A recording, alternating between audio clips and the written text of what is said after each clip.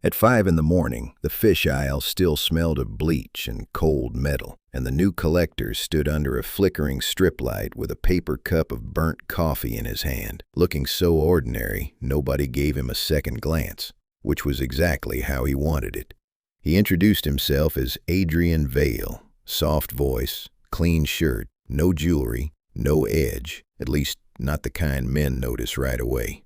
The market manager barely looked up when he hired him, just slid a thin contract across a scarred desk and said the same thing he said to every new face. Keep the numbers straight, keep your mouth shut, and don't make Walc angry. Adrian nodded like a man grateful for work. Inside, though, he was already counting exits. Left side of the loading lane, 2 guard posts near the freezer trucks, 1 camera above the crate lift, 1 blind spot by the mop sink. He let his eyes pass over everything once, then lowered them. That was part of the job, too. Men like him had learned long ago that the loudest mistake is acting interested. The market syndicate was moving fast, too fast for a crew built on routine, fresh money, new stalls. A stack of inspectors who showed up with stamped papers and tired faces, took their envelopes, and disappeared before anyone asked questions. The bagmen moved at set times, always on the quarter hour, always in the same order, always with the same cheap leather briefcases that looked heavier than they were. Adrian paid attention to all of it. He took the worst route on purpose, the one that ran past the wet delivery doors and the rusted service corridor where the floor stayed slick all day. He carried the smallest collections, listened to the biggest mouths, and wrote down every little habit. Who was late, who was nervous, who watched the others instead of the boss. By lunchtime, he already knew which enforcer liked to count cash twice and which one pretended not to see it. A man in a business coat stopped him near the stairwell and asked if he was new. Adrian gave him a tired little smile. "First week," he said. "Still learning where everybody stands." That made the man relax. That was the point.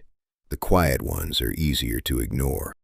What nobody in that market could see, not under the yellow lights and the smell of fish guts and spilled cleaning fluid, was that Adrian Vale had vanished once before.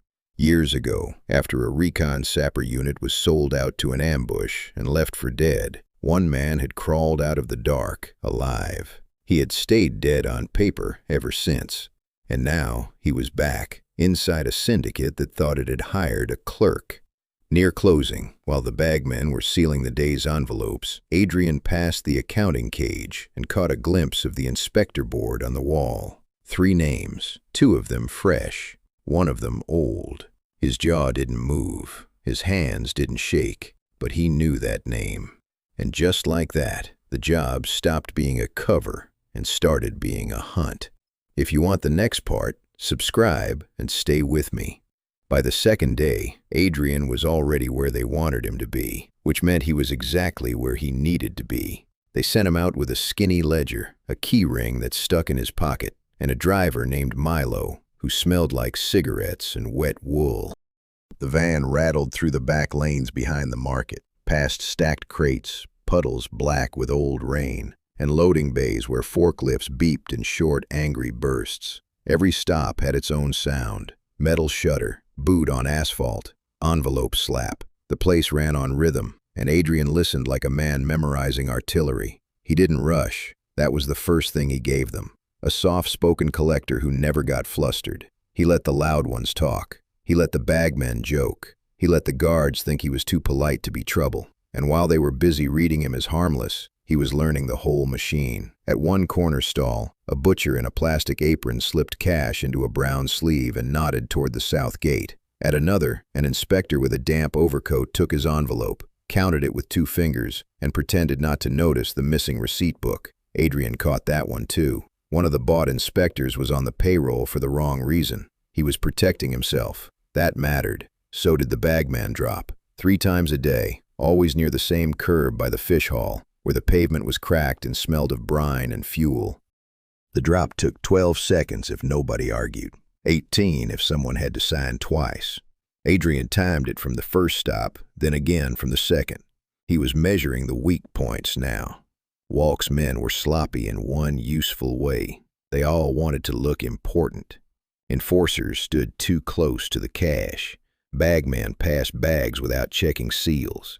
Inspectors arrived in pairs, but never with the same partner twice. That meant fear, or guilt, or both. And fear always leaves footprints. Adrian found one of those footprints in the counting room doorway when a clerk asked him to carry a slate box upstairs.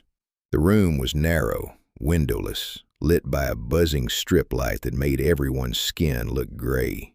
There were old scales on one wall, stacks of paper on the other, and a steel cabinet that made a hollow sound when the door closed.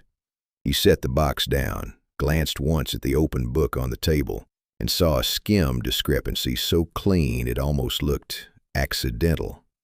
Almost. The numbers didn't match the bags he had watched go through that morning. Somebody had shaved a little off the top before the books ever reached Walc's desk, which meant somebody in the middle was already stealing, and somebody higher up knew enough to let it happen.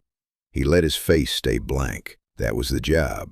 But inside, a hard little piece of him settled into place. A quiet new collector, hired by a fast-rising market syndicate, was really a vanished special operations veteran who lets himself be recruited to gut the outfit from within. And now he had a thread he could pull.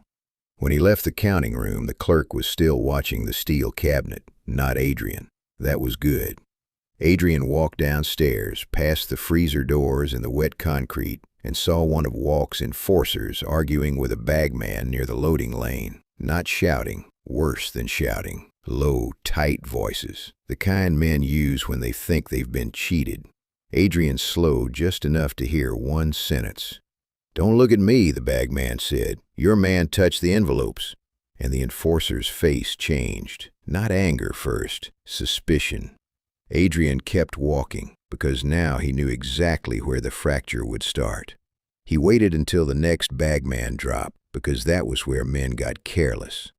The alley behind the dried goods hall was narrow enough that two shoulders touched if you turned sideways. Water dripped from a bent gutter onto cracked concrete. A delivery fan rattled somewhere overhead, pushing out the stink of fish, oil, and old cardboard. Adrian stood just outside the light, ledger tucked under his arm, while Milo the driver smoked by the van and complained to nobody in particular. At exactly the same minute he'd marked the day before, the first briefcase came through. Not rushed, not secretive, just routine. That was what made it useful. One enforcer took the bag, one bagman signed the slate, and a third man, broad neck, red ears, cheap watch, watched the street instead of the cash. Adrian had already learned his name, Deke, the kind of man who needed everyone else to know he was dangerous. Adrian crossed the lane with quiet steps and held out the paperwork.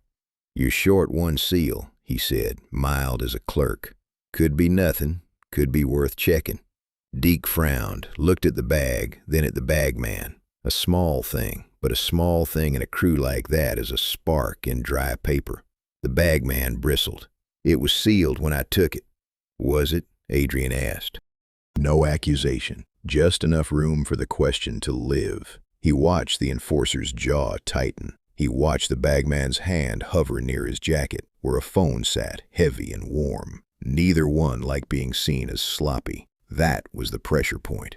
Pride. Adrian let the moment stretch one beat longer, then stepped away like he had already forgotten them. By noon, he was in the records cage with a stack of carbon slips and a blunt pencil. The market's books were ugly, rushed things, full of crossed-out numbers and oily thumbprints. He copied the totals twice, then once more with a tiny shift in the middle line. A skim discrepancy so small nobody would spot it right away, and just large enough to make the wrong man sweat when he did. He knew exactly who would see it first. Not Walc, not yet. The enforcer named Deke would see it, because Deke had started checking the routes that didn't belong to him. Adrian had seen him doing it too, standing too long by the delivery cage, pretending he was only waiting for change. So Adrian made sure Deke found the altered page before the others did.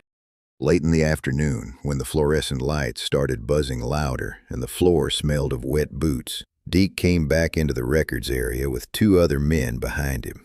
No shouting. That was the worst kind of anger. Controlled, measured, the kind that breaks something if it doesn't get answered. He slapped the paper flat on the desk. "This says my lane is down 1,200. Adrian looked at the page, then at him. "Does it?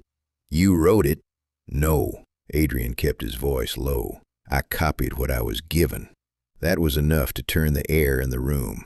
One of the other men bent over the figures. The second one stayed by the door, arms folded, pretending not to care. But Adrian saw the glance they traded, a glance that said the same thing without words. If Deke was short, then somebody else had fed him bad numbers. And if somebody else had fed him bad numbers, then maybe Deke wasn't the one being squeezed.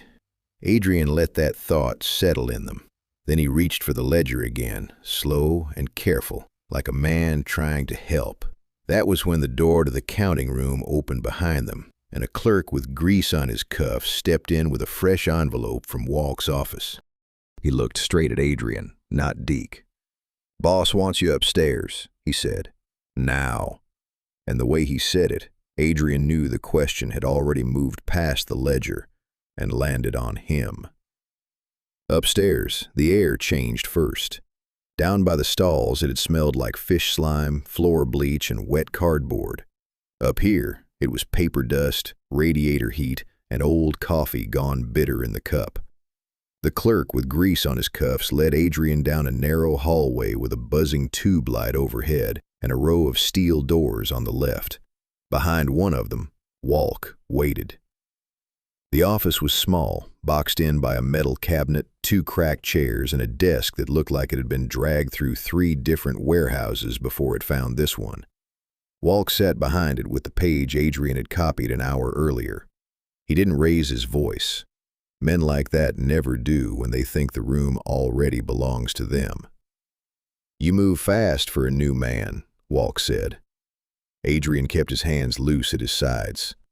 "I noticed a number that didn't sit right." Walc's eyes lifted, not angry yet, just measuring. "Did you? Broken seal at the south gate, maybe? Or a bad handoff?" Adrian gave him a shrug small enough to look honest. "Could be nothing." That was the first useful thing he said. Walc leaned back and let the chair creak under him. There was a silence in the room that felt trained, deliberate. Then he tapped the page once with a blunt finger and said, "Out there, I don't care about paper. I care about men who can do a job. Fix it." That was the test. Not the words, the weight behind them. Adrian took the page, nodded once, and left with the same calm face he'd worn coming in. But on the stairwell he stopped for half a second, long enough to swap one carbon copy for another from the inside pocket of his ledger. The change was tiny, the kind of thing you'd miss unless you were trained to see what moved and what didn't. He shifted the line that belonged to Deke's lane, then folded the paper back into place. By the time he reached the loading lane again, the heat had dropped off and the concrete felt cold through his soles. Deke was still there, jaw tight, with 2 men beside him and the bagman from the alley arguing over a briefcase seal that had already been cut and reseated twice. Perfect. The kind of mess that grows teeth when the wrong people touch it. Adrian walked straight into the middle of it, calm as ever. "Walc wants the south gate numbers checked again," he said to nobody in particular. "Looks like one of the sacks was touched before the run." The bagman snapped around first. "That wasn't my lane." Deke pointed at the case. "Then why does the count say it was?" Adrian let the words land and kept his face blank. He had given each of them a different version of the truth now, just enough to make the other man look guilty. That was the whole trick. Not a fight, a tilt, a little pressure in the wrong place. The inspector in the damp overcoat came back through the lane at that moment, saw the papers in their hands and stopped dead. His eyes moved from Deke to the bagman to Adrian, then down to the altered numbers. He didn't know what he was looking at yet, but he knew enough to feel the room go bad. "Hold up," he said, voice thin. "I didn't certify this batch." That did it. Deke grabbed the bagman by the front of his jacket. The bagman shoved back. One of the men by the door stepped in, then checked himself when he saw Adrian still standing there, quiet and unreadable, like none of this belonged to him. The clerk from upstairs appeared at the head of the stairwell, pale now, one hand on the rail. He looked straight at Adrian. Then he said, "Walc wants the collector back upstairs, alone." And in the half-second after that, Adrian saw the clerk's eyes drop to the page in Deke's hand and freeze. Upstairs, Walc didn't waste time pretending this was routine. The clerk brought Adrian in through a door with peeling gray paint, then stopped outside without a word. The office smelled like cold ash and printer ink. A small fan clicked in the corner, pushing stale air over a desk crowded with ledgers, rubber bands, and a chipped ceramic cup. Walc was standing when Adrian entered, one hand flat on the table, the other holding the altered page. He did not offer a chair. "You been here what, 2 days?" Walc said. "And already I'm hearing about wrong numbers, angry men, and a collector who walks around like he owns the place." Adrian kept his eyes on Walc's hands, not his face. Hands told the truth faster. "I'm doing the job you gave me," he said. Walc gave a short laugh, not amused. Testing. "You're doing something else." That landed cleanly, but Adrian didn't flinch. He'd seen this before, in different rooms, under different men. Same pressure, same instinct. Find the weak point, push until it moves. Walc circled the desk and came closer, stopping at arm's length. Close enough to smell the coffee on his breath. Close enough to see the old scar near his hairline, pale under the office light. "You were too calm downstairs," Walc said. "Too calm for a new man. And the numbers changed right after you touched the book." Adrian answered without hurry. "Maybe the numbers were wrong before I touched it." For half a second, Walc's expression hardened. There it was, just the first crack of suspicion turning towards someone else. He tossed the page back onto the desk and leaned both hands on the wood. "Listen to me carefully," he said. "This market runs because people know their place. The collectors collect. The bagmen move money. The inspectors stay paid. That's all." He said it like a rule, but Adrian heard the fear under it. Walc didn't want order. He wanted obedience. Before Adrian could answer, the door opened again, and the clerk from the stairwell slipped in with a fresh envelope. He looked pale, sweaty at the temples, and he didn't meet Walc's eyes. He set the envelope down fast, like it might burn him. Walc took it, tore it open, and scanned the sheet inside. His face didn't change much. It didn't need to. The room got colder anyway. "What is this?" he asked. The clerk swallowed. "It's from the South Gate run.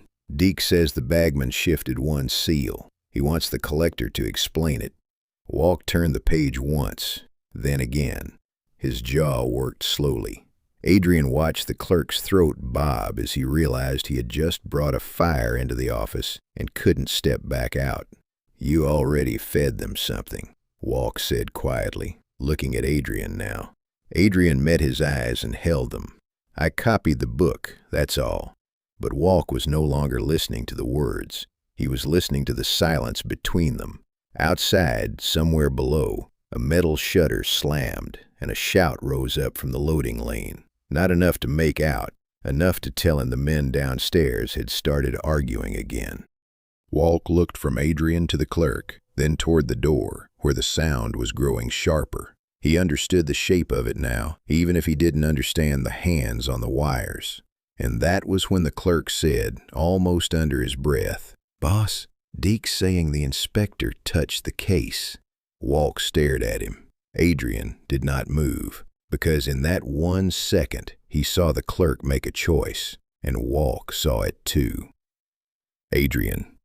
The clerk's choice told Adrian everything he needed to know, and he let Walc see none of it. The office stayed still for a long beat. The fan clicked in the corner. Somewhere below, a metal shutter slammed, and the sound came up the stairwell in a dull sheet. Walc stared at the clerk first, then at Adrian, like he was deciding which one was easier to cut loose. "Get out," Walc said to the clerk. The clerk moved fast, almost tripping over his own shoes. That left the two of them alone with the ledgers and the stale coffee smell. Walc drummed 2 fingers on the desk and slid the altered page back and forth under the lamp. "You're either unlucky or useful," he said. "I haven't decided which." Adrian kept his voice flat. "I'm here to work." "Then work." Walc tapped the page once. "Go back down. Find out who touched the South Gate run. If I get another short count, I start cutting heads until the right one falls off." It was a test, and Adrian knew it. Not because of the words, because Walc wanted him to feel chosen, then watched. He nodded anyway, took the page, and walked out without hurrying.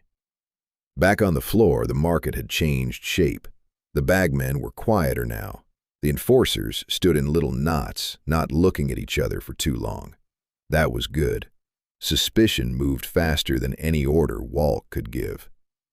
Adrian crossed past the cooling racks, the damp concrete slick under his shoes, and caught the inspector in the overcoat near the rear utility door, where the freezer motor rattled through the wall and covered a normal conversation. The man's name was Simon, and his hands were dirty in the same way every bought man's hands got dirty, from paper. Adrian held up the page just enough for Simon to see the altered line. "You signed off on this run." Simon's face tightened. "I signed what I was handed." "No," Adrian said, quiet. "You signed what you were told to protect." That hit harder than a threat. Simon glanced toward the corridor, then back at Adrian, and the first thing he felt was not anger. It was fear. Fear with nowhere to go. Adrian didn't press. He just lowered his voice and gave the man an exit before he could talk himself out of it. Walc burns people who know too much when the numbers go bad.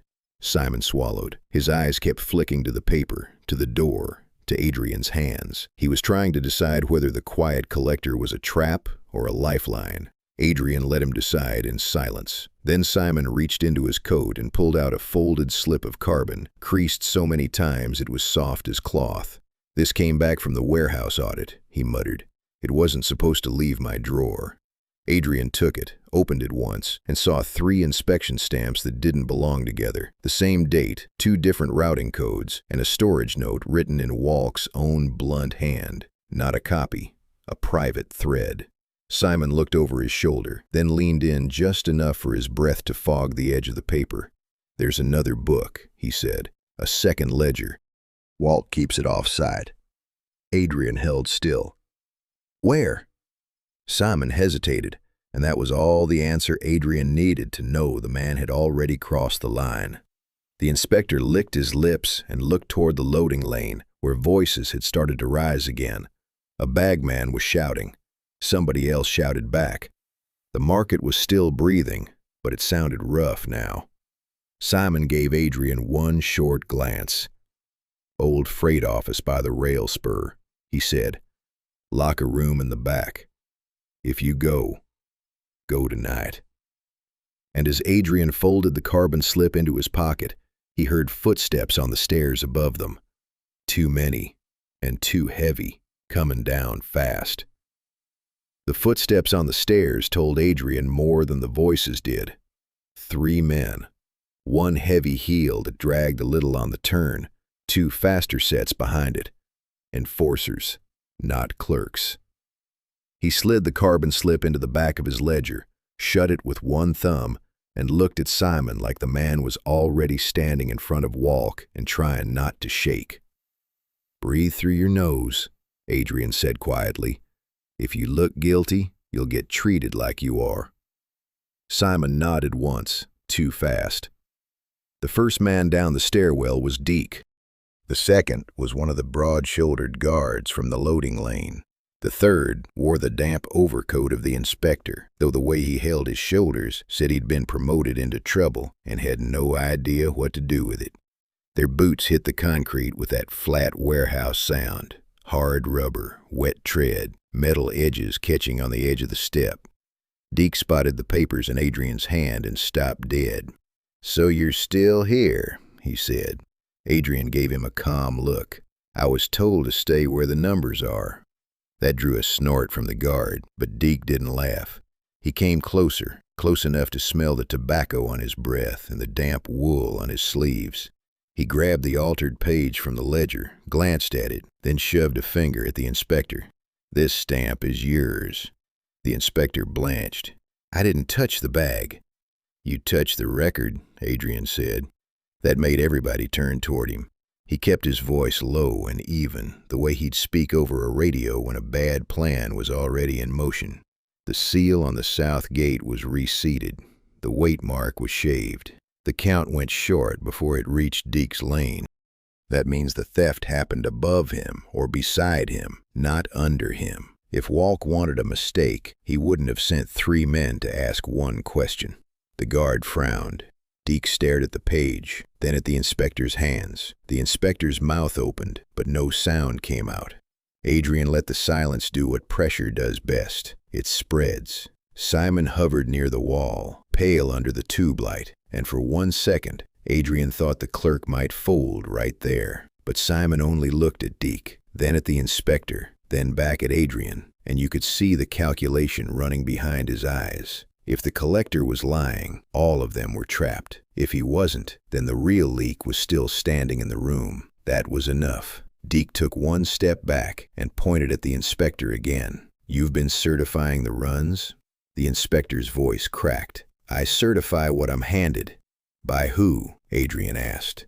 The man hesitated too long. That was his death sentence, at least in the market's logic. The guard by the door shifted his weight, suddenly not so sure of his side of the argument. Adrian saw the crack widen and put 1 more wedge in it. "Walc isn't going to care who was careless," he said.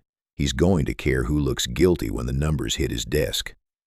Deke's face hardened. Not at Adrian, at the inspector. Then at the clerk's empty place on the stairs. Then for just a flicker at the office upstairs. That was the turn. Suspicion climbing the ladder. Simon found his voice at last. "Boss wants all the books in the counting room by noon," he said, and his words came out thin and dry.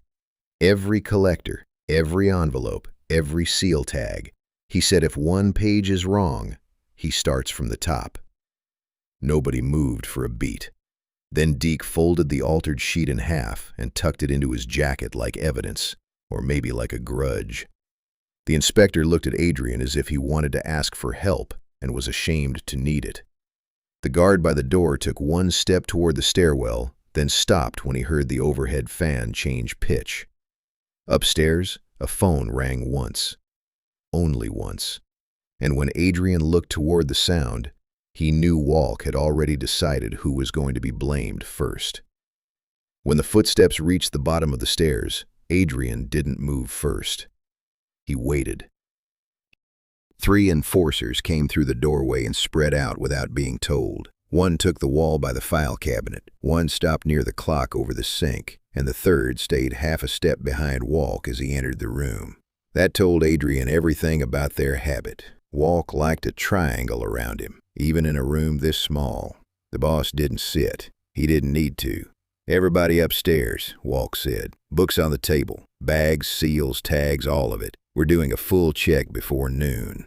Nobody answered right away. That was how he knew the order had landed. The office door stayed open behind them, and the hall light came in thin and yellow. Adrian could see the angle of the stairwell, the distance to the filing shelf, the 1 narrow line of sight from the desk to the corridor. Walc was setting the room like a box trap. Men would enter 1 by 1, lay down their papers, and feel the walls closing in. He was good at pressure. That was the problem. Down in the counting room, the air was warmer and meaner, full of paper dust and old sweat and the sharp tang of graphite. Ledgers spread across the steel table, one after another, while bagmen stood with their hands behind their backs, and the inspectors hovered near the door, as if they wanted to disappear into the concrete. Nobody was talking now, not unless Walc asked a question. Adrian stood at the edge of the table and compared the pages he had copied with the fresh batch Walc had ordered up. The first mismatches were tiny, a seal number off by 1. A routing mark shifted a line to the left. A weight note that didn't match the crate it claimed to cover. Small enough to miss if you were greedy, big enough to kill trust.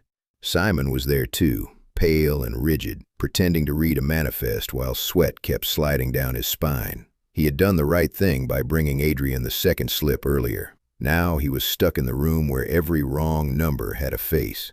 Walc took the nearest ledger and slapped it open with 2 fingers. "This one came through the south gate," he said. "Whose bagman had it?" A man in a gray jacket raised his hand too late. Another bagman pointed at him at the same time. That was enough to start it. "No, he had the new seals," the gray jacket man snapped. "I handed it off clean." "Clean?" Deke barked from the far side of the table. "Then why was the envelope reseated twice?" Adrian didn't look surprised. He looked interested. That was safer. He traced the line with 1 finger and let the room watch him think. "Because someone touched it after the bagman drop," he said. "Not before. After." 3 heads turned toward the same place. The inspector in the overcoat went stiff first. Then the other man beside him, a thick-shouldered one with a ring of wet on his cuffs. They both knew what that meant. One had certified the run. One had looked the other way. Neither wanted to be the first one named. Walc saw it too. His mouth tightened, and for the first time that day he looked less like a boss and more like a man trying to keep glass from breaking in his hands. "Who signed the warehouse audit?" he asked. Nobody answered. The silence got so thick you could hear the fan in the corner chewing the air. Adrian felt Simon shift behind him. A small movement, but enough. The clerk had made a choice now, whether he liked it or not. And Walc saw that movement as a ripple through the whole room. Then Deke stepped forward, hard enough that his boots scraped the concrete, and pointed straight at Adrian. "You." His voice was flat and ugly. "You're the only one who knew the numbers were wrong before Walc did." And every face in the counting room turned his way at once. Adrian didn't argue. That was the part that unsettled them most. Deke had pointed at him. The room had turned, and Adrian just stood there with that calm, blank face, like he'd been waiting for the accusation to ripen. Walc didn't look at Deke right away. He looked at Adrian, then at Simon by the wall, then back at the papers on the table. The air in the counting room got tight enough to feel in the throat. "Search his pockets," Walc said. 2 enforcers moved at once. One came in from Adrian's left, the other from behind.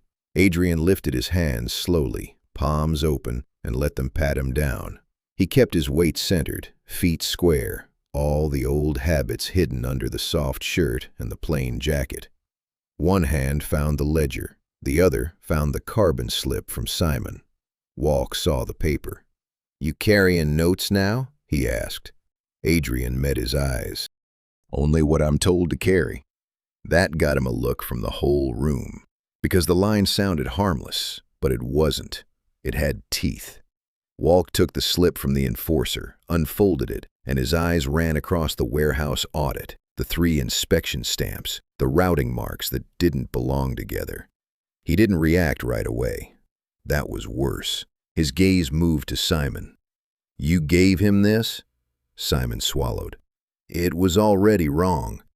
Walc's mouth twitched once. Not a smile, a crack.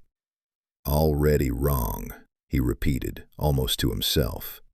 Then he turned toward the inspector in the overcoat and said very quietly, "Stand up." The inspector hesitated. That was enough. One of the bagmen shifted near the door, and the metal leg of a chair squealed against the concrete. Nobody wanted the first move. They all wanted someone else to take the blame.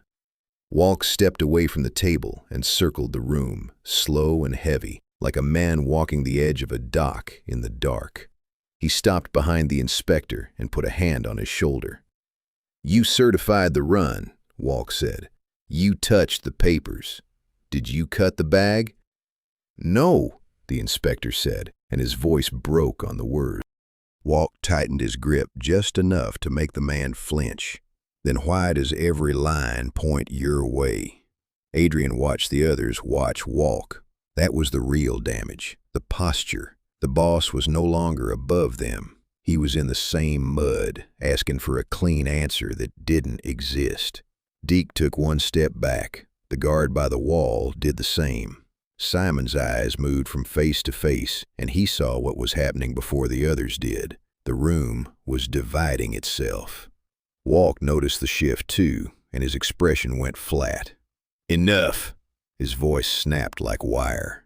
"Nobody leaves, not until we know who's been skimming." That did it. The words landed wrong.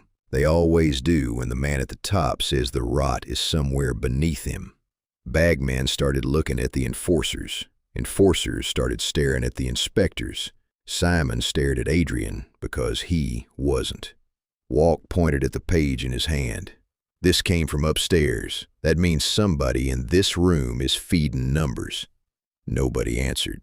Outside, from the corridor beyond the office, there came a burst of shouting. Short, ugly, immediate. Then the slam of a door. Then another voice, louder, trying to take control of the first one. The market was hearing the leak now. It was spreading. Walc heard it too. His head turned toward the hall, and for the first time that day he looked like a man with too many fires and not enough hands. Adrian saw him make the calculation. Who to blame first? Who to isolate? Who to break before the rest got brave? Walc looked back into the room and said, "Adrian, you're staying with me." And the way he said it told Adrian he wasn't being kept for answers. He was being held for something worse. Walc didn't shout. He never needed to. He took Adrian by the elbow, not rough enough to make a scene, just firm enough to make the point, and led him out of the counting room while the noise in the hall kept building. Behind them, the men at the table started talking over one another, then stopped, then started again. That was what suspicion sounded like when it got loose. Boots on concrete, a chair scraping back, a low curse from somewhere near the stairs. Walc pushed open the door to his private office and shut it behind them. The lock clicked once. The room was tighter than the one below, with a steel cabinet against the wall, a narrow window smeared gray with grime, and a safe bolted low near the desk. Adrian clocked all of it in one pass. Distance to the door, distance to the cabinet, distance to the safe. 3 steps, maybe 4. Enough. Walc stood with his back to the desk and looked at him the way a man studies a soft-spoken collector before deciding whether to bury him or use him. "You know what I think?" Walc asked. Adrian said nothing. "I think you came in here clean," Walc went on. "But you're either unlucky or very good at lying." The words sat between them. Adrian could hear shouting through the wall now, one voice sharper than the rest, probably Deke dragging the room toward a decision. Walc heard it too, and didn't like it. That much showed in the small tightening around his mouth. "You're going to help me find who's poisoning my books," Walc said. "Because if I have to dig through every collector and every inspector myself, by the time I'm done, there won't be enough men left to run the market." Adrian let that hang, then gave him the smallest shrug. "You already know the problem isn't one man." Walc's eyes narrowed. "No? It's the line between them," Adrian said. "That's where the numbers start to slip." For a second, Walc almost smiled, not because he liked the answer, because it was the kind of answer a man gives when he has watched too many systems break in the same way. He crossed to the safe, punched in a code, and opened it just enough for Adrian to see a stack of folders and a flat metal tin inside. Walc pulled out the tin first. Inside were old papers, folded hard at the edges, some of them stamped with routing marks that didn't belong to the market at all. Military marks, logistics, transfer codes. Adrian felt his throat go dry before he even touched the page. Walc noticed. "There it is," he said quietly. "You recognize something." Adrian kept his face still, but his eyes had already found the stamp in the corner. A winter transfer code. The same root family used when his unit vanished into the ambush years ago. He didn't need the whole file to know what he was looking at. One line, one code, one signature in blue ink near the bottom, and the room seemed to get smaller around him. Walc watched him read, and the boss's voice went softer.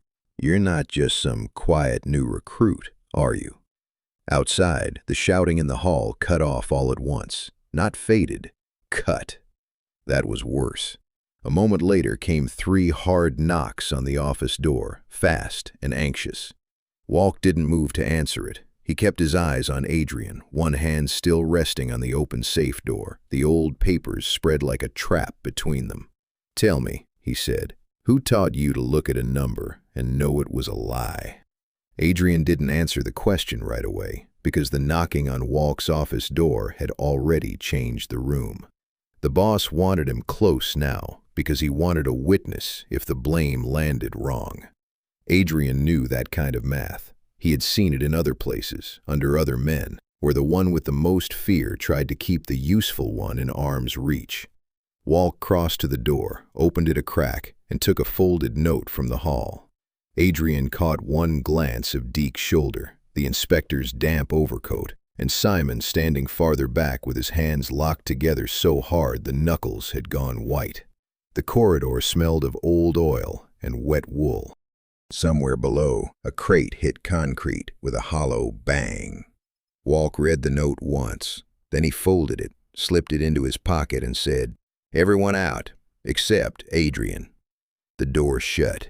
The lock clicked. Walc turned back to him with that same flat look, the one that said every word in the room had already been weighed. "Now," he said, "tell me who taught you to spot a lie in a number." Adrian let his eyes drift to the safe, to the stack of papers on the desk, to the old route codes stamped in the corner. Not market paperwork. Not really. The kind of marks you only saw on sealed transport records and military transfers. The kind of thing men carried when they were moving cargo nobody was supposed to know existed. "A man who counted more than he talked," Adrian said. Walc's jaw twitched. "That doesn't mean anything." "It means he trained me to look at the line under the line," Adrian said. "That's where the story is." For a second, Walc said nothing. Then he leaned one hip against the desk and studied him like a mechanic studying a broken engine. Outside, the hall kept muttering. Boots, low voices, one sharp burst of anger that cut off fast. The market was still trying to decide where to put the blame. Walc finally said, "You're going downstairs. You're going to watch the books get opened. And if I hear one more bad count, I'll start with the men who touched them." That was not a threat. It was an instruction from a man who'd already chosen who he was willing to sacrifice. Adrian gave a slow nod and left the office with the feeling of a lock turning behind him. In the corridor, Simon was waiting near the water cooler, pale enough to look washed out under the fluorescent strip. Adrian passed him once, then again on the turn by the copier, and said under his breath, "You were right about the second ledger." Simon didn't look at him. "You already knew that." "No," Adrian said. "I knew it existed. I didn't know who was moving it." That made Simon glance up, quick and nervous. "He keeps it off the market floor," Simon muttered. "Old freight office by the rail spur, locker room in the back. Not a desk drawer, not a safe. He moves it after 9:30 when the switchman clears out and the yard goes quiet." Adrian stopped just long enough to make Simon feel the weight of the next words. "And if Walc thinks you've talked?" Simon's mouth went dry. He looked toward the stairwell, then back at Adrian. "Then I'm not protected. I'm useful." Exactly. That hit. You could see it hit. Simon reached inside his coat and pulled out a grease-smudged key tag, the kind used on old industrial lockers with flaking paint and rusted hasps. He set it into Adrian's palm without looking at him. Before Adrian could close his fingers around it, a voice barked from the hall behind them. "Collector!"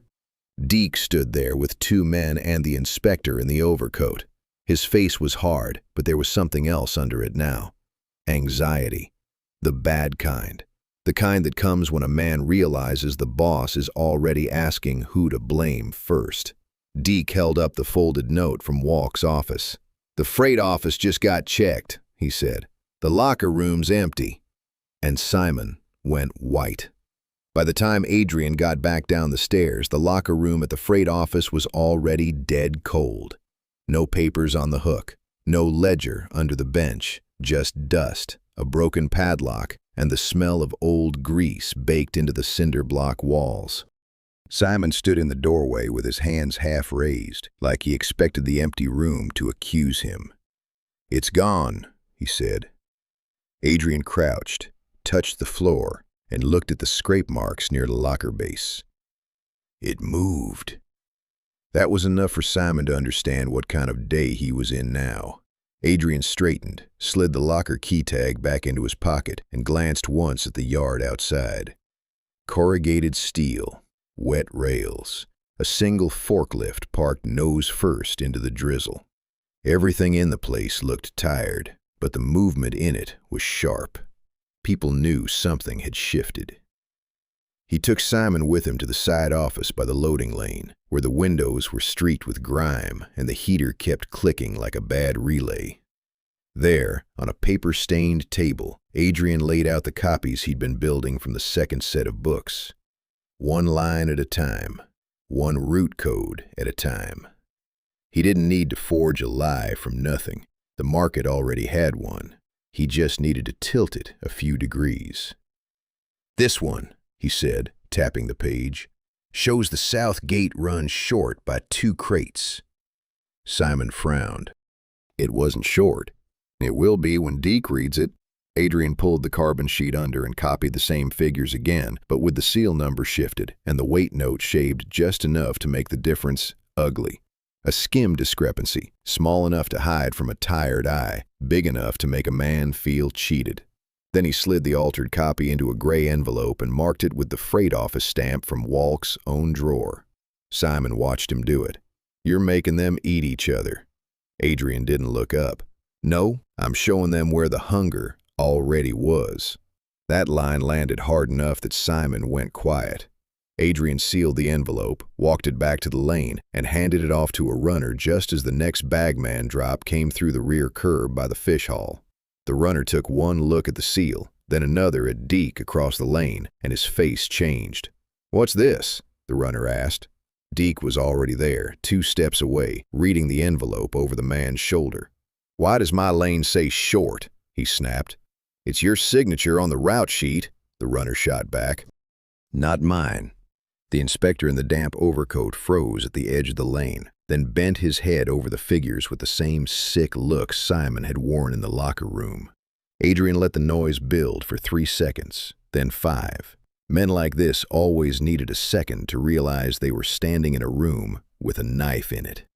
"Check the weight log," Adrian said, mild as ever. Deke looked at him, then at the runner, then at the inspector, and just like that, the blame slid off the paper and into the men. By the time Walc's voice crackled over the hall phone, the lane had gone loud. "Get up here," he said. "All of you, now!" Adrian was halfway toward the stairwell when Simon caught his sleeve and leaned in close enough to hide his mouth. His voice came out thin. "Walc says the counting room is locked," he whispered, "and he wants the whole floor cleared before anyone leaves." Adrian looked up toward the office window. A shadow moved behind the glass, then another. Deke and the runner were still shouting below. The inspector had gone pale, and from the far end of the hall came the heavy tread of 2 enforcers heading straight for him. The 2 enforcers came hard down the hall, but Adrian didn't wait for them to arrive. He stepped into the side office, let the door swing almost shut, and used the desk as cover while Walc stood on the far side of the room with that same still, mean patience. The boss had the safe open again. The old papers were gone now, replaced by a thicker stack from the current books, and Adrian could see at a glance that Walc had started pulling the whole market apart by hand. "You've got people lying to you," Adrian said. Walc's eyes stayed on him. "I know." Outside, one of the enforcers banged once on the door. Not a knock, a warning. Adrian kept his voice level. "Then stop asking the wrong room." That finally made Walc move. He shut the safe, turned the dial twice, and looked at Adrian like he was deciding whether to use him or break him. The corridor noise rose and fell in rough waves. Deke was still shouting somewhere below. Somebody else answered him. The whole place had started to smell like hot dust and old paper, the kind of smell you got right before a bad decision turned into a mess nobody could clean up. Walc stepped close enough that Adrian could see the tiny red vein at the corner of his eye. "You keep talking like you know where this is going." "I know where it started," Adrian said. For a second, there was no sound in the room except the fan clicking in the corner. Then Walc said very quietly, "You're from the old route." Adrian didn't blink. Walc watched that not blink, and the change in his face was small but real. Not surprise, recognition. The kind that comes when a man sees a shape he thought was buried. "Those codes," Walc said, tapping the stack on the desk. "The transfer marks, the winter stamp.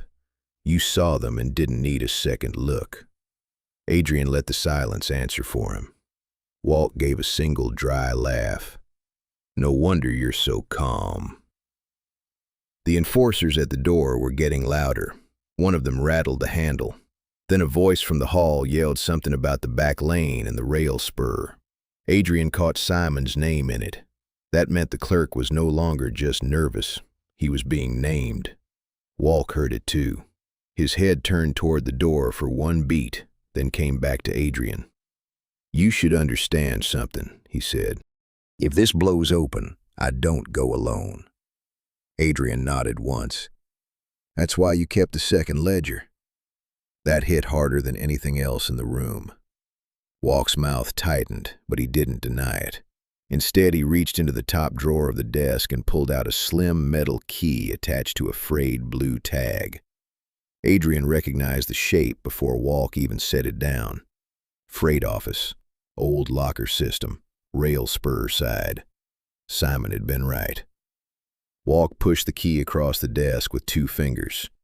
"You go to the yard. You bring me what's in the locker, not copies, the real book." The enforcers hit the door again, harder this time. The latch groaned. Adrian looked at the key, then at Walc. "And if I don't?" Walc's answer came without heat. "Then I let the men outside decide what they think you are." That was the shape of it. Not a threat from a temper, a trade, a man buying time with somebody else's life. Adrian took the key. At the door, the handle jerked twice and then stopped. Somebody on the other side must have heard Walc's voice, must have heard the clipped calm inside the office. That was enough to make them hesitate. Walc moved to the wall phone, lifted it, and said one word into the receiver. "Wait." Then he looked back at Adrian and added, almost conversationally, "If you're lying to me, I'll know before you get to the yard." Adrian slipped the key into his pocket and opened the office door just enough to step through. The hall outside was crowded with faces now. Deke, the inspector, Simon at the far end, pale as chalk. And in the middle of them, an envelope on the floor with Walc's seal broken wide open. Adrian saw that seal and stopped, because tucked under the flap, half exposed in the yellow light, was a page he hadn't seen before, and the name written on it was his, Adrian. The page in Adrian's hand was warm from Walc's office, but the print on it looked old enough to have slept in a file box for years. It wasn't a market sheet, not really. The top half carried fresh type, the kind the syndicate used for routes and seals. The bottom half held a scanned personnel record with a winter transfer code and a name he hadn't seen in years. His own, or the one that belonged to the man he used to be. Someone had clipped it into the current books, like a blade slipped under a rib. That meant Walc wasn't just watching the present. He was digging into the past. Adrian kept his face flat and folded the page once, slow. The hall around him was hot with noise now. Deke arguing with a runner, the inspector talking too fast, boots moving on concrete in sharp, nervous turns. From the loading lane came the smell of damp rails and forklift exhaust. Somewhere near the stairwell, Simon was breathing too fast to hide it. Walc stepped into the doorway and saw the page in Adrian's hand. He didn't ask for it back. "You recognize it," Walc said. "Enough to know someone's been busy," Adrian answered. That was all. No denial, no confession. Just the kind of answer that keeps a man guessing while he decides whether to swing or wait. Walc's eyes dropped to the paper, then lifted again. He looked past Adrian to the corridor, where the rest of the floor had gone quiet for the first time all day. The quiet was worse than shouting. Deke came up from the lane with 2 enforcers behind him. The runner had gone pale. The inspector looked like he wanted to sink through the concrete. Deke pointed at the page. What is that? Adrian held it up just enough for the others to see the top line. Proof your boss has been collecting more than money. Walc's mouth tightened. One of the enforcers glanced at him, then away. That tiny movement was enough. The room had started to slide off its axis. Adrian could feel it. Men looking at each other one beat too long. Men wondering who had already been shown the page and who hadn't. The old military marks at the bottom made the problem worse, because nobody in the market knew what they were looking at, only that it mattered. Simon appeared at the far end of the hall, pushed forward by a guard. He looked like he'd been shaken loose from the floorboards. Adrian saw the fear in him and knew the clerk had heard enough to be dangerous, but not enough to shut up. Walc pointed at him. You, tell me what was in the locker. Simon swallowed. Nothing, boss. It was empty. That's a lie, Deke barked. No, Adrian said, cutting in before Simon could fold. It means the real book moved before anyone got there. Everyone looked at him. He stepped into the middle of that look and gave them the only thing he had left that could still control the room. Calm. If you want blame, start with the man who ordered the move. The clerk didn't do it. The runner didn't do it. And if you keep shouting, you'll lose the thread. Walc stared at him for a long second. Then he said very quietly, take him to the freight office. Not Adrian, him. The order was meant to split the room, and it worked. 2 enforcers moved at once. Deke took 1 step after them, then stopped when Walc raised a hand. Not you, Walc said. You stay here. That landed ugly. Deke's face changed. Not enough to explode, just enough to remember. Adrian let the enforcers guide him toward the corridor, but as he passed Simon, he slid the page halfway open and saw the line he had missed before. A name, handwritten in the margin, one that wasn't his and shouldn't have been there at all. It was the name of the man who sold his unit out. The freight office was colder than the hall, and that helped Adrian think. 2 enforcers stood outside the door while Simon unlocked the rear locker room with hands that shook just enough to show he was human. Inside, the air smelled of rust, old paper, and machine oil. A single bulb swung over a steel shelf, throwing hard light across a row of dented lockers, and a work table scarred by years of bad decisions. Adrian set the key tag down, opened the locker on the left, and found the book wrapped in a black shop rag. Not a copy, the real one. The ledger was thicker than the market books upstairs, heavier too, with tabs folded in different colors and a strip of blue tape marking the last section. Adrian thumbed it open and saw what Walc had been hiding under route numbers and seal marks. Inspector names, permit stamps, cash schedules, a list of officials paid to look the other way, each line written in the same blunt hand that had signed the page in Walc's office. Simon made a small sound behind him, not quite a gasp, more like a man hearing the floor give way under his own feet. Adrian didn't look up. You said this was off-site. It was, Simon whispered. It should still be. Should isn't useful. He pulled out 2 sheets of carbon, flattened them on the table, and started copying fast. Not sloppy, fast enough to matter. He'd done this in worse light, under worse pressure, with better reason. Page count, names, dates, routes. Every line that tied the market to a badge, a permit office, or a city desk. Each new page he finished went into a separate fold. 3 stacks, 3 hiding places. If one was lost, the others still lived. Simon watched him work. You're really doing this? Adrian kept writing. I'm making sure the whole thing doesn't vanish when Walc gets scared. On the 3rd page, he hit a line that made him stop. Not because it was unfamiliar, because it wasn't supposed to be there yet. A closed inventory meeting. Tomorrow night, Walc's office. Attendance by name. 2 inspectors, 3 enforcers. 1 outside contact with a stamped access pass. Adrian read it twice, then once more. That wasn't a ledger note. That was a trap with a date on it. He slid the page aside and looked at Simon.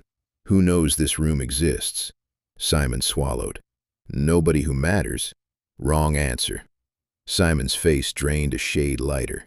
Before he could speak again, the office door clicked once from the outside. Not opened. Tested. A hand on the knob, light as dust. Adrian folded the ledger shut and set both palms on it.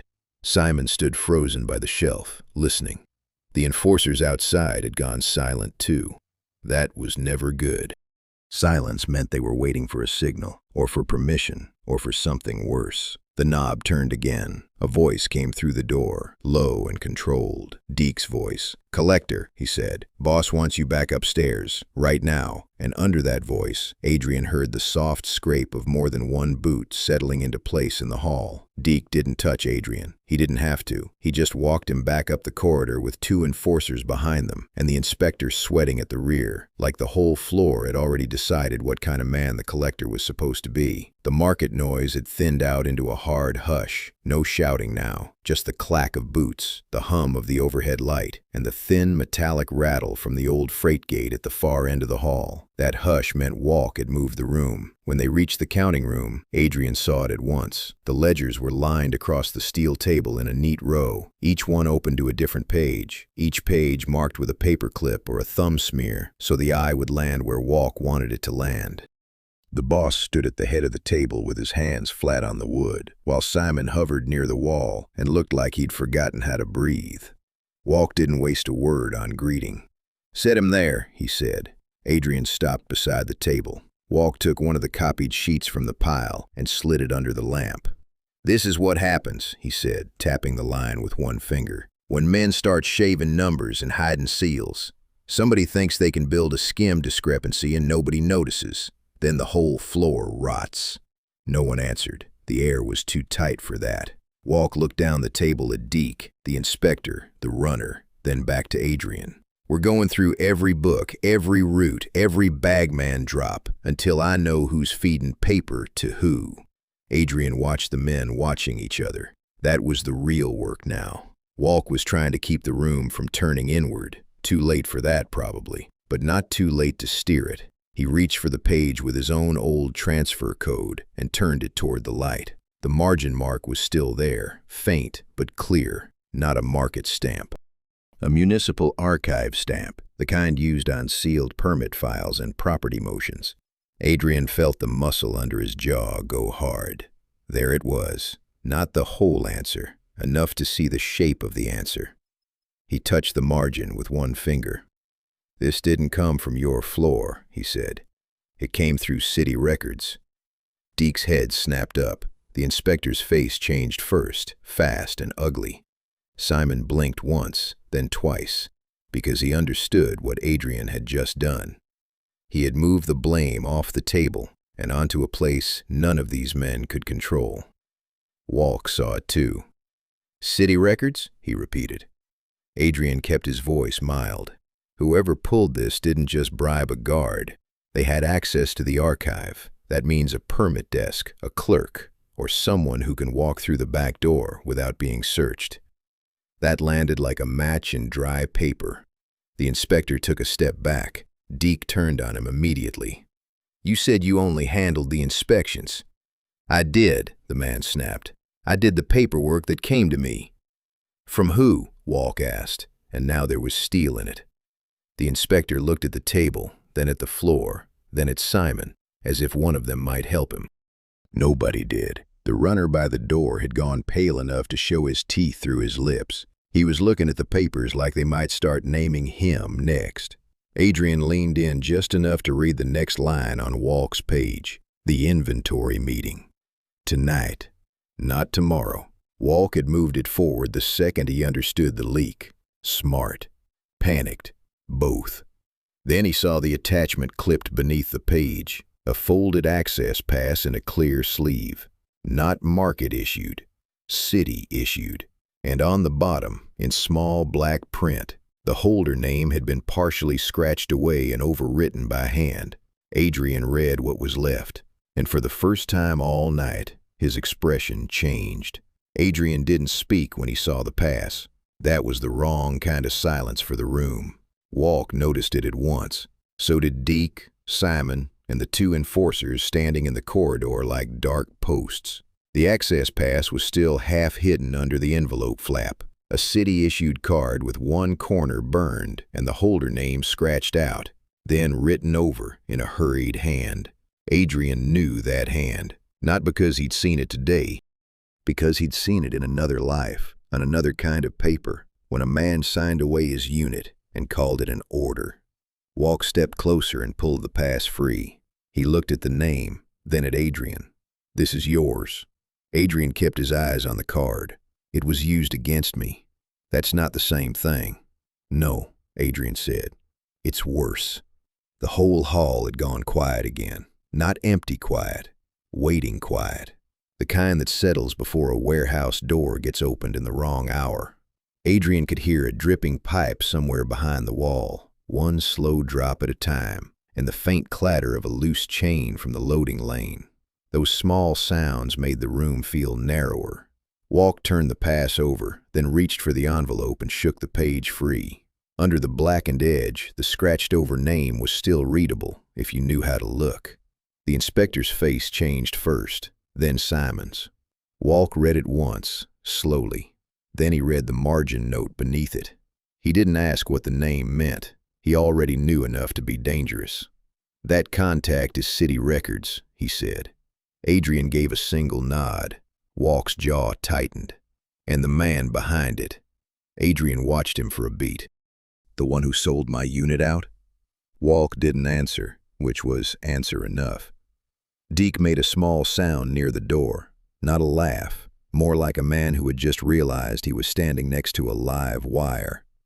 The runner looked from one face to another, trying to understand which part of the room was about to catch fire first. Walc folded the pass in half and put it in his pocket.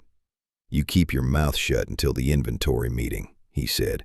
"When we get there, nobody moves without my word. If this is a setup, I want the man who built it in the room when it breaks." Simon swallowed. "Boss, the floor's already bad." "Then it gets worse before it gets better," Walc said. He said it like a man talking about weather, but Adrian heard the edge under it. Walc had made a decision, not a clean one, a hard one. He was going to use the meeting as a net, and whichever name fell through first would be the one he cut loose. Adrian could feel the shape of the trap now. The market ledger, the city pass, the scratched-over name, all of it was being pulled toward one room, 1 hour, one set of doors.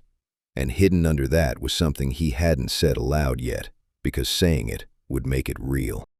The man who sold his unit didn't just survive. He had stayed close enough to leave paper behind. Walc pointed at the corridor. "You, and you." He jabbed 2 fingers at Deke and the runner. "Guard the outside office. No one touches the books until I say so." Then he looked at Adrian and Simon. "You two stay with me." That was the moment the room shifted again. Not because of the order, because of how Deke heard it. His face went tight and flat, and Adrian saw the first clean line of resentment cut through the fear. Deke had been left out of the inner circle. That kind of thing doesn't just bruise a man. It makes him listen to the wrong voices. As Walc turned toward the desk, Adrian noticed something else. The envelope flap had been sealed with a city wax stamp, but the paper inside wasn't from records. It was a photocopy of a permit motion. Property transfer. Same date as the ambush file. Same file number. And on the bottom margin, barely visible beneath the scratched-out name, was a second line in blue ink. "Tonight, 9:30, Freight Office Yard." Adrian looked up slowly. Walc was watching him already. Adrian. Adrian didn't have to say anything.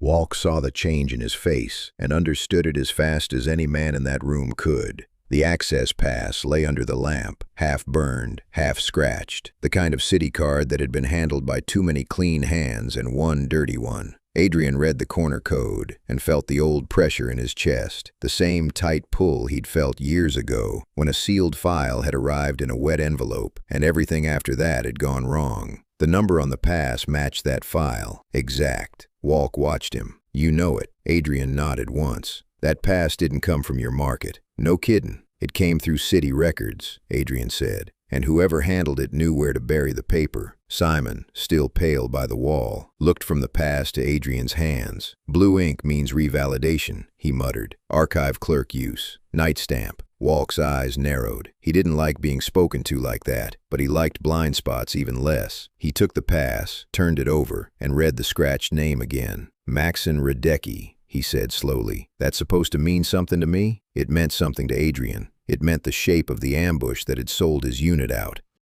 It meant a name that had stayed alive in files long after the men under it stopped breathing. He kept his face empty and pointed at the bottom margin. "It means someone with city access is meeting tonight at 9:30. Walc gave a short, dry breath. "Freight yard." Adrian didn't answer right away, because now the whole room had changed. The counting room on the other side of the hall was still full of ledgers and bad paper, but the real fight had already shifted to another place. A yard. A gate. A time. 9:30 was close enough to touch. Walc tossed the pass back to Adrian. "You're coming with me." Deke's head came up at that. Not fast. Worse. Slow. His jaw set, and Adrian saw the resentment take root cleanly behind his eyes. The boss had chosen one man for the close work and left another standing outside the circle. That kind of thing sticks. It turns into a reason. Simon swallowed. "Boss, if the city man's real, then the books here are already exposed." "They're exposed anyway," Walc said. "I want the man who built this on the table before he moves again." He snapped 2 fingers at the enforcers in the corridor. "Lock the office. Nobody leaves the floor until I say so." The door started to close, then stopped as a runner shoved his shoulder through and muttered something into Walc's ear. Walc listened. His face didn't move, but his hand curled once around the edge of the desk. "What?" Adrian asked. Walc looked up. The yard light just came on. That got the whole room still. "Early?" Simon said. "Too early," Walc replied. Adrian reached for the pass again and saw the blue ink line under the scratched name.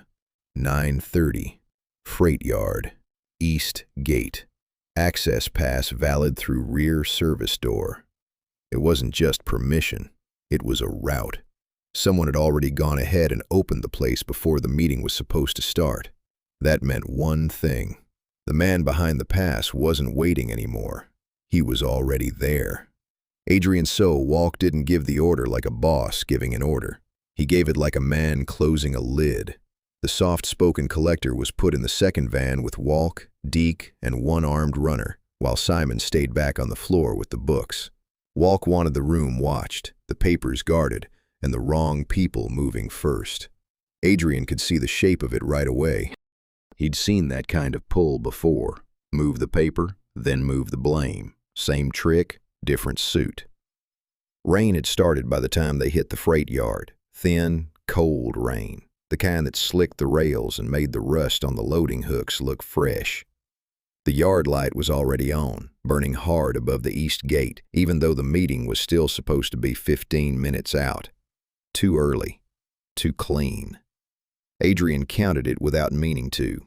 1 gate lamp, 2 parked trucks, 3 men on watch. No bagmen, no shouting, no normal clutter. Just a service door standing open and a line of wet boot marks leading inside. Walc saw them too. "Stay close." Adrian didn't answer. He was already reading the place. Left wall, blind corner. Office window, 1 bad angle. Locker room behind the office, half a step lower than the floor. If someone wanted to make a man disappear in a freight yard, this was the kind of room they used. A bookkeeping room. The kind where a skim discrepancy could be hidden in plain sight and blamed on weather, timing, or a tired clerk. He moved in with Walc and Deke on either side and the runner behind. The service office smelled of wet paper and old diesel. On the desk sat a city envelope with the corner burned and the flap already cut open. Walc reached for it, then stopped when Adrian caught the edge of a page inside. His own name, the one buried under the old file, the one that still lived in records people were supposed to forget. Walc watched him read. "You know him." Adrian kept the page steady in his hand. "I know who sent it." The paper inside the envelope wasn't a message. It was a permit motion, stamped and signed, with the rail spur access line marked in blue ink. Beneath it, one short sentence had been written by hand. "Come to the office alone." Deke snorted. "That's a trap." "Yes," Adrian said. "That's why it's here." A floorboard creaked in the back room. Not loud, just enough. Walc lifted a hand and the runner froze. The whole office tightened up around that one sound. Adrian let his eyes go to the locker room door, then the window, then the service door behind them. 4 exits, one of them already cut off by rain and light. Then the back room door opened, not all the way, just enough for a man to step through wearing a dark city coat and muddy shoes. He was middle-aged, clean-shaven, and built like someone who had spent years behind a desk and one night in the wrong kind of field. His right hand stayed in his pocket. His left held a thin folder. On his collar, under the coat, Adrian caught a flash of old service stitching before it disappeared. The man looked straight at Adrian and gave the smallest nod. Then he said the name of Adrian's dead squad leader, softly, like a private joke. And Adrian finally understood why the yard light had come on early. Adrian didn't move when the city man spoke his dead squad leader's name.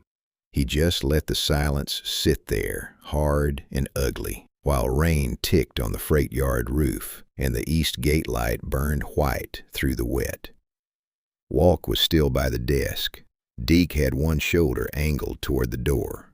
The runner had gone rigid under the lamp, half a step from panic. Nobody in that office liked the shape of this moment. The man in the dark coat saw it.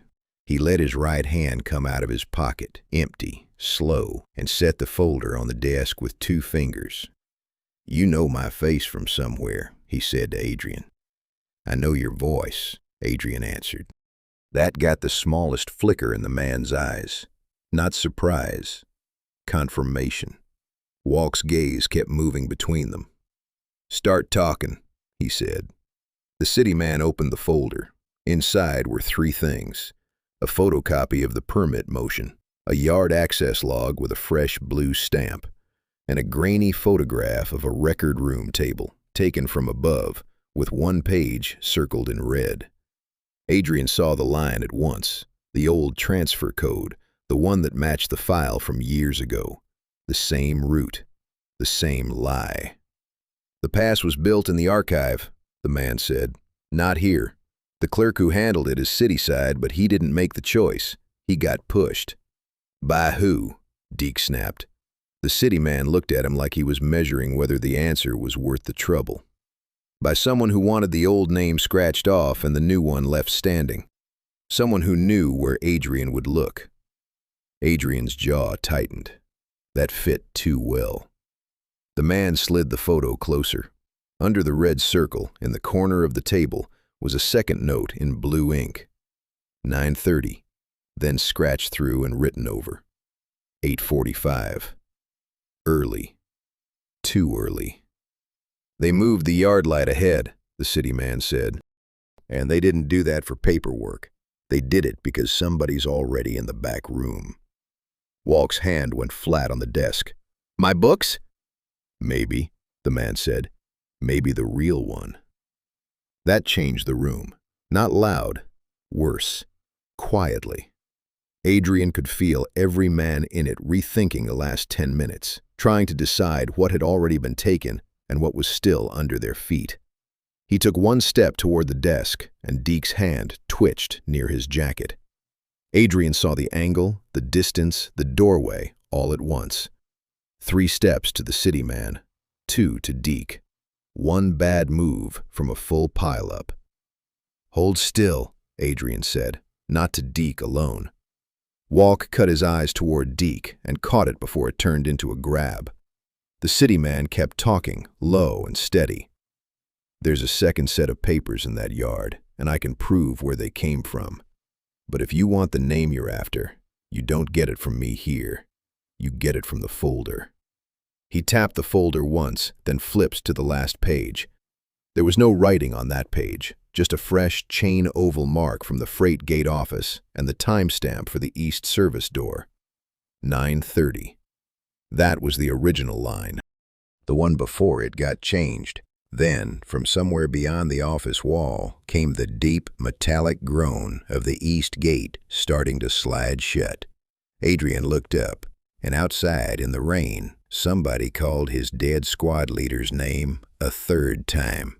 The rain had turned the yard into a sheet of black glass by the time Adrian reached the gate office. Walc moved first, then the city man, with Deke 3 steps back, and the runner hanging near the service door like he didn't trust any wall in the place.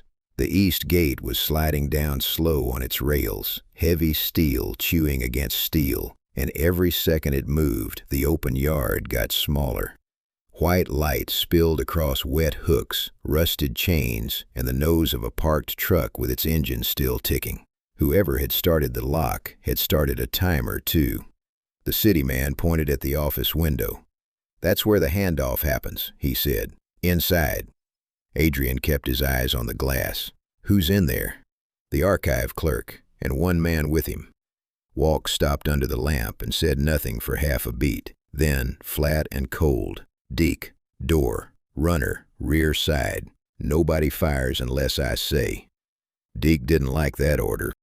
Adrian saw it in the small shift of his shoulders, the hard set of his jaw. The boss had put him on the edge again. That kind of thing breeds trouble if you let it sit too long. Adrian looked past the gate office to the loading lane and counted the yard the way he'd been trained. 1 truck at the curb, 1 service door, 2 men in the office if the city man was right, maybe a 3rd by the rear wall, hidden by the angle of the light. He could work with that. Not clean, just workable. The city man leaned in close enough for the rain to bead on his collar. "The name on the pass wasn't the point," he muttered. "It was a key. You go in, you keep your head down, and you ask for the file cabinet, not the ledger. The wrong man is waiting for the wrong paper."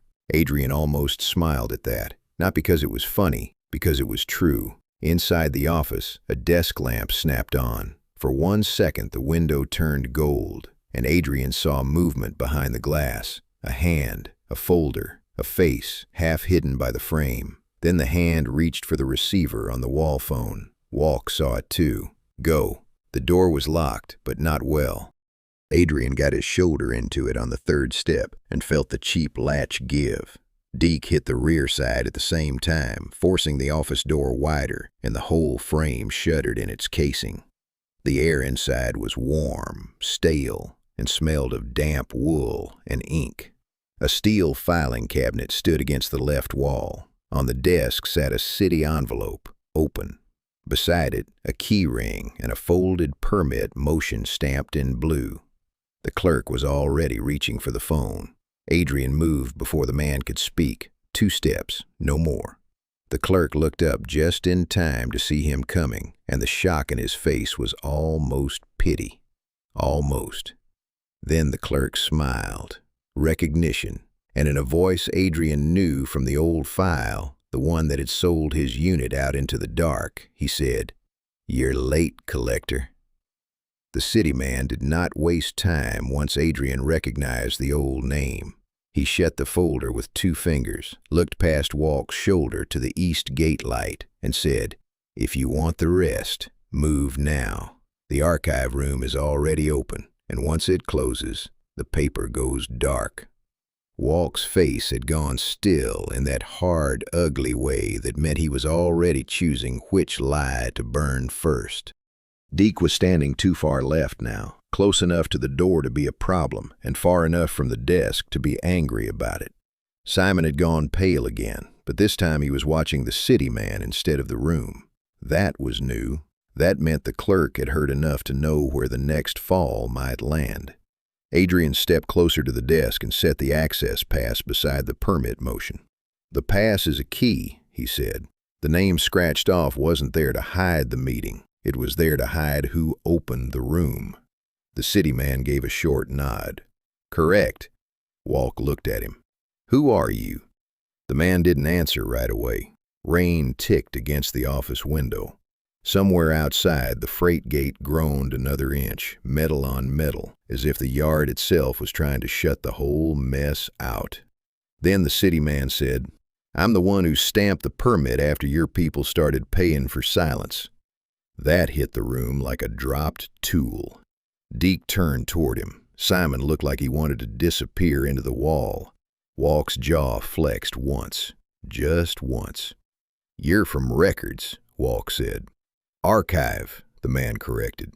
"And one clerk under me was moved, then threatened, then bought.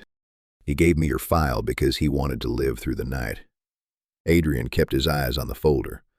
"And Maxon Radecki?" The city man's mouth tightened. "That's the name on the motion, not the man. The man is the reason your old unit vanished off the books." No one spoke after that. Not because it was shocking, because it fit too cleanly. The file, the pass, the blue ink, the early gate light, the second ledger, all of it had been circling one place, and now the shape of that place was finally visible. Not the market floor, the city side, the place where paper got turned into law and law got turned into a knife. Walc reached for the phone on the desk, stopped, then set his hand flat beside it. "You said the room was open," he said to the city man. "Open for who?" "For the people you paid," the man replied, "and for the ones they're about to stop protecting." That changed Walc's posture. Not panic, worse, calculation under pressure. He looked toward the corridor where the enforcers were still posted, then toward Deke, then toward Simon, and Adrian saw the whole thing happen. The boss realized that if the archive went public, half his floor would go from loyal to terrified in under a minute. Walc finally picked up the phone, but Adrian was already hearing the other side of the night, far off, thin at first, then louder, tires on wet gravel, multiple cars, not one, more than enough. The city man heard it too. He reached into the folder, pulled out one final page, and pushed it across the desk. On it was a list of names, inspectors, permits, 2 judges, a port officer, and at the bottom, in fresh blue ink, one line that made Adrian's hand go cold. Maxon Radecki had signed for tonight's handoff. Walc saw Adrian staring at the page and knew, at last, that the next door had already been opened somewhere else. Adrian. The third call to his dead squad leader's name died in the rain, and Adrian stepped out before the gate could finish its groan. The freight yard had turned into a gray box of steel and wet light. The east gate was half shut now, its rails hissing against each other.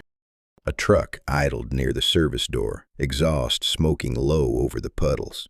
Walc came out of the office with the city man beside him, and the men behind him spread, without thinking, the way trained dogs spread when they smell fear. Deke stayed to the left. The runner hovered near the wall. One inspector had already backed off toward the loading lane. Nobody liked being in the yard with the gate moving and the rain hiding the corners. The city man held up the folder. "I've already sent copies," he said. "Archive, district, and port control. The paper's out." Walc didn't answer. He looked at the folder, then at Adrian, then at the gate again. That was the first sign he understood he wasn't holding a room anymore. He was holding a delay. Adrian took the top sheet from the folder and flattened it on the hood of the truck. Permit motion, access log, blue stamp. Then the list of names. Inspectors, port clerks, 1 judge, 2 city men. The whole chain sat there in black ink, wet at the edges from the rain. The last line had been written later than the rest, in a different hand. Maxon Radecki. Tonight's handoff. Rear service door. 9:30. Deke saw his own reflection in the truck hood before he saw the page. Then he saw the page. "What the hell is that?" he asked. "A map," Adrian said, "of every hand that touched your money." That hit harder than shouting. The runner took one step away from Walc. The inspector swallowed and looked at the gate. The city man didn't move at all. He had the calm of somebody who had already done the worst part and was waiting for the consequences to catch up. Walc's voice stayed flat. "You're done here." "No," Adrian said. "You are." He turned the page so the yard light hit the blue stamp. The bagman drop time, the city office mark, the archive code. Then he let Deke see the old military transfer number in the corner. The yard changed, in little pieces. Deke's shoulders dropped a fraction. Not relief, recognition. The inspector's face went ashen. The runner looked from Walc to the city man and decided, too late, that he'd already picked the wrong side. One of the enforcers by the gate took a step backward and let his hand fall away from his coat. Walc noticed. Of course he noticed. "You're all listening to him?" Walc said. Nobody answered. That was the answer. The city man took one step forward and placed a second folder on the truck hood. Thicker, heavier. "This one goes farther than the market," he said. "It names who bought the silence, who signed the permits, and who thought they'd stay hidden after tonight." Walc's hand twitched once near his jacket. Not enough for a draw, enough to show he was measuring it. Adrian saw the move, counted the distance, and shifted half a step left between Walc and the nearest enforcer. A line. Then, somewhere beyond the gate, a siren rose through the rain. Low at first, then higher. The inspector heard it and made a sound in his throat. The runner froze in place. Deke turned his head toward the road, then back to Walc, and Adrian saw the exact moment he understood the boss had already lost the room. Not to the police, to paper, to names, to the simple fact that every man in the yard could now see where the money had gone. Walc stared at the folders on the truck hood, and for the first time all night, he looked at Adrian like a man seeing the end of a fight he had started years ago. By the time the first siren split the rain, the freight yard had already stopped pretending it was under anybody's control. The east gate hung half open on its rails, one heavy steel panel sagging in the wet while the other shuddered with each grind of the motor. Adrian stood by the truck hood with the city man on one side and Walc on the other, and for one quiet second, nobody spoke. Then the inspector in the damp overcoat broke first. He raised both hands, looked at the folder on the hood, and said, very fast, "I signed what I was handed." That was all it took. Deke's face hardened. The runner backed away from Walc as if the rain itself had turned against him. The enforcers at the rear lines stopped looking at their boss and started looking at the police lights flashing somewhere beyond the gate. Walc saw it happen. He saw the room leave him by inches. "You're all idiots," he said, but the words had no weight now. The city man opened the folder and began reading names out loud. Not loud enough to perform, loud enough to pin them down. Archive clerk, port officer, judge, 2 permit men, a city seal, a city stamp. Every name came out in the same flat voice, and with each one, somebody in the yard shifted or flinched or stared at the ground. The bought inspectors lost their color first. One of them muttered that he'd only been copying forms. Another tried to step toward the service door and froze when the police siren cut closer. Walc reached for the desk phone in the office, then stopped when Adrian saw the movement and took one step in front of him. A line. Walc looked at him, and for the first time all night, there was nothing hard left in his face. Just anger, and the smaller thing under it, fear. "You did this for a city clerk?" Adrian kept his voice level. "I did it for the file you buried." That was the part that landed. Not the money, not the market. The file. Walc's mouth tightened, then twitched, like he was trying to find a version of the night where the paper didn't beat him. He couldn't. 2 officers came through the half-open gate in dark rain jackets, then 2 more, then a man with a clipboard who looked at the folders, looked at the hands in the air, and understood exactly where to stand. Nobody fought, not really. There was no room left for it. Deke lowered his gaze and let his weapon fall to the wet concrete. One of the inspectors started talking before anyone asked him to. That was the last real sound of the syndicate breaking. Walc stayed where he was until the officers moved him. He didn't shout, he didn't plead. He just kept looking at Adrian, as if he could still force the yard back into the shape it had yesterday. Then the cuffs went on, and that shape was gone for good. Adrian picked up the scratched pass from the hood and held it under the rain. The blue ink ran first, then the edges, then the whole stamp, until it turned into a gray smear on the steel. Some marks don't disappear when you wash them. They just stop pretending they were ever clean. By dawn, the yard lights were dead. The rails were silver with water, and the east gate stood open enough to let the morning through. Simon was at the side sink in the office, washing black ink off his hands one slow pass at a time. Adrian left the pass on the truck hood and walked out without looking back. If you want more hard-boiled stories about quiet men with bad memories and worse enemies, subscribe. And tell me in the comments which clue gave the game away first.